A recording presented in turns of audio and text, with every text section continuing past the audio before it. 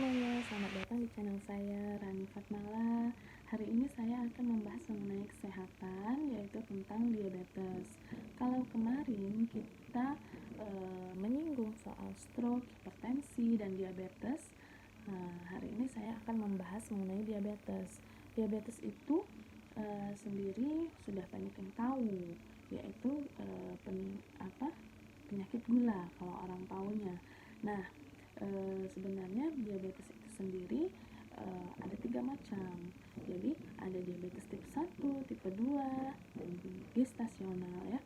Jadi diabetes itu sendiri adalah suatu keadaan di mana kadar gula di dalam darah itu meningkat. Nah, penyebabnya masih ada yang simpang siur ya. Jadi masih belum diketahui, tapi dikelompokkan menjadi 3 tadi dengan berbagai macam penyebab yang masih belum diketahui. Nah, diabetes tipe 1 ini sendiri adalah penyakit autoimun, di mana sel imun tubuh kita yang seharusnya melindungi tetapi dia menyerang sel tubuh sendiri.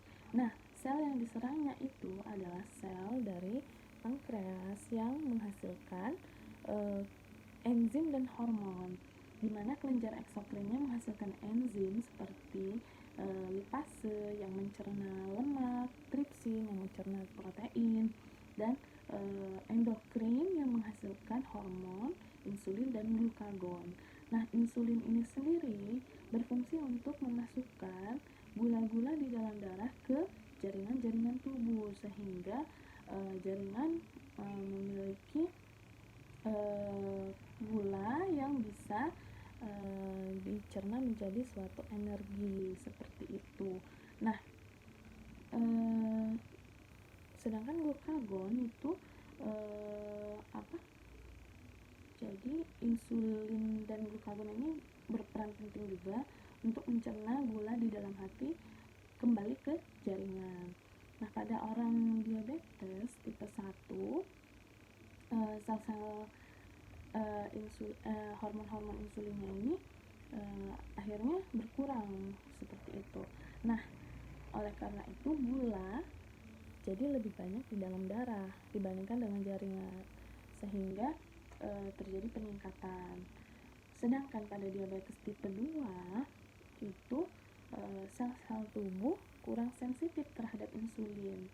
Jadi sebenarnya insulinnya ada, tetapi mereka tuh kayak nggak saling kenal seperti itu. Jadi tetap gula itu tidak bisa masuk ke dalam, tidak bisa dibawa oleh insulin ke dalam jaringan seperti itu.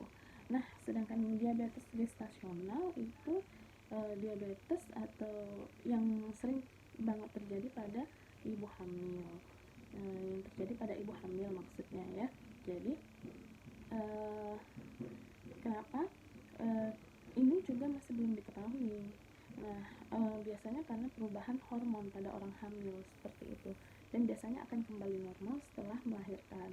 Tetapi ada juga yang menjadi penyakit diabetes yang kronik atau diabetesnya berlanjut seperti itu.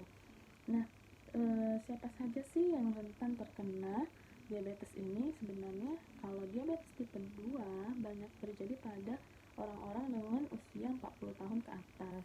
Nah, pada diabetes tipe 1 sangat kita perhatikan karena bisa terjadi pada anak-anak, remaja hingga dewasa. Kemudian gejalanya seperti apa ya?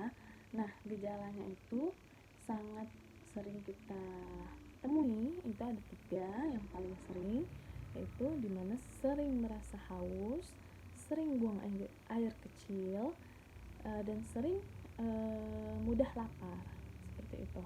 Nah, kemudian gejala yang lain karena gula di dalam darah semakin tinggi, sehingga jaringan tidak mendapat asupan energi atau gula, sehingga badan akan terlihat kurus seperti itu.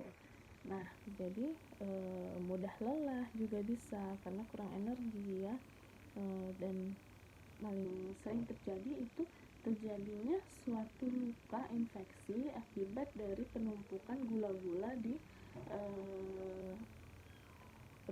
penumpukan gula yang menyebabkan kondisi mati rasa pada ekstremitas tubuh seperti tangan kaki.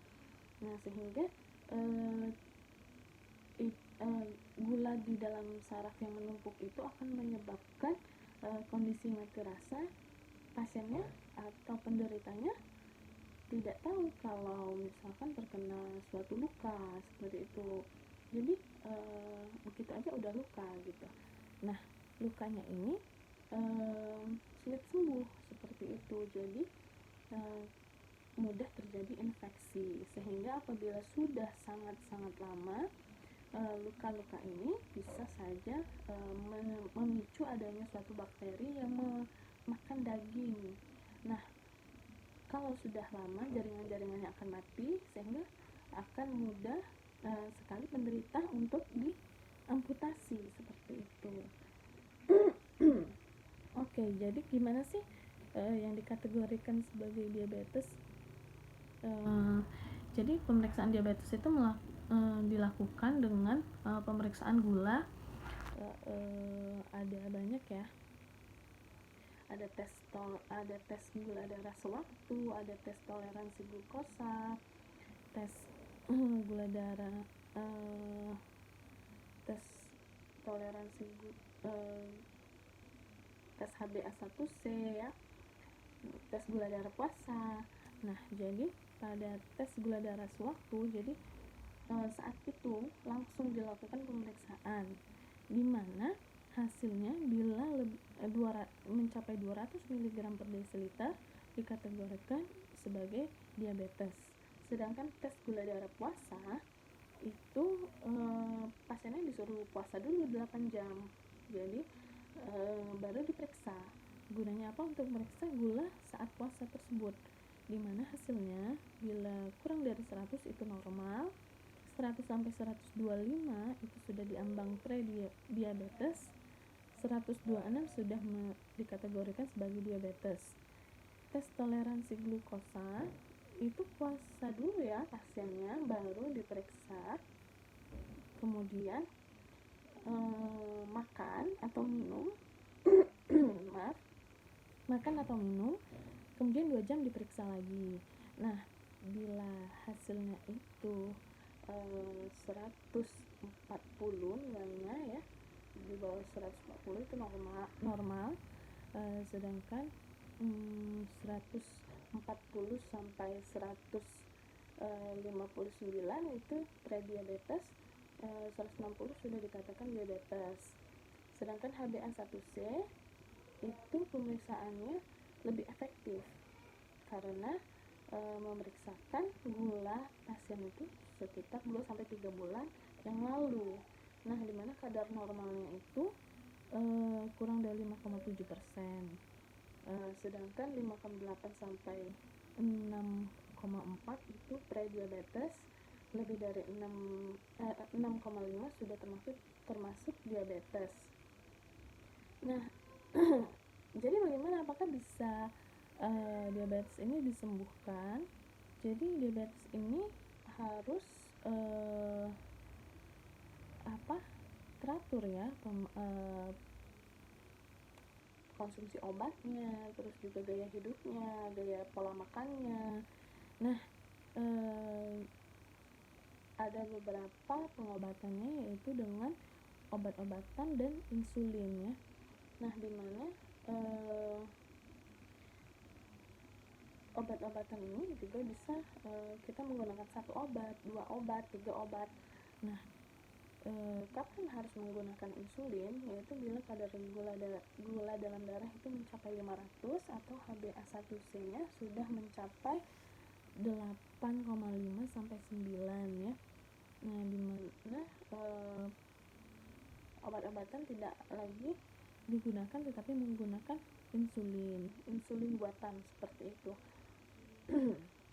Nah, jadi itu saja komplikasi-komplikasi yang sering terjadi yang harus kita waspadai bila menderita diabetes, yaitu penyakit jantung, stroke, neuropati diabetik. Jadi keadaan dimana diabetesnya sudah mencapai saraf ya, dan katarak bisa juga terjadi karena pada pasien dengan diabetes ini bisa menyebabkan pandangan kabur, juga bisa menyebabkan stroke ya. Oleh karena itu kita harus hati-hati, karena juga pada pria sering juga menyebabkan impotensi sehingga mengganggu keharmonisan dalam rumah tangga.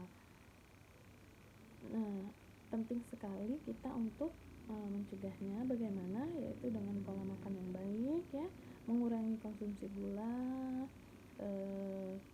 konsumsi makanan yang manis, dan juga kita harus rutin berolahraga, atur pola makan yang sehat ya, seperti itu.